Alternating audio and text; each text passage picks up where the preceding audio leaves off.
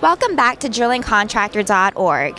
One of the main drivers for technology innovation and development are the needs of operators and the challenges that they face. Joining me is Aaron Dean, Development Leader of Ulterra. Aaron, thanks very much for joining me. Absolutely, thank you. Aaron, how has the strategy to design drill bits evolved? Well, it's a very interesting question. To fully understand that, going back, a lot of times development strategy has been derived from the limitations in manufacturing and materials. What we've actually done and what we've evolved into is actually starting with the operator goals first, and then developing materials around understood design principles that are required to achieve those goals.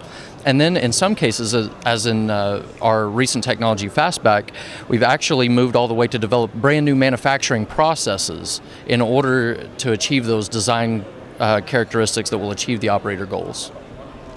Can you go into more detail about how the strategy was applied to Fastback and some of the results that you've seen so far?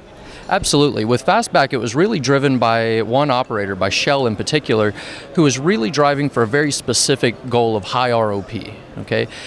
What we determined was that the High-ROP was being limited, in fact, by the exposure and by the blade structure of the PDC itself.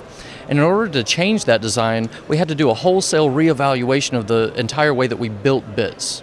So what we ended up with was actually a much thinner tapered blade to make sure that we didn't limit the rate of penetration that the bit was capable of achieving. That required a new, completely reimagining material selection and coming up with brand new manufacturing processes in order to achieve the design itself. How can this strategy or even the Fastback be applied to the Asia Pacific region? It's not just a design, it's a design platform. And the platform is tailored to High-ROP drilling applications. We just presented a paper at this conference about the Marcellus Shale, but really we've also applied the technology and designs based on the platform in China. And we believe that it's very relevant in all the High-ROP applications from the South China Sea to the Gulf of Thailand and all of the fast drilling applications in the hundreds of feet per hour that exist in the Asia Pacific region.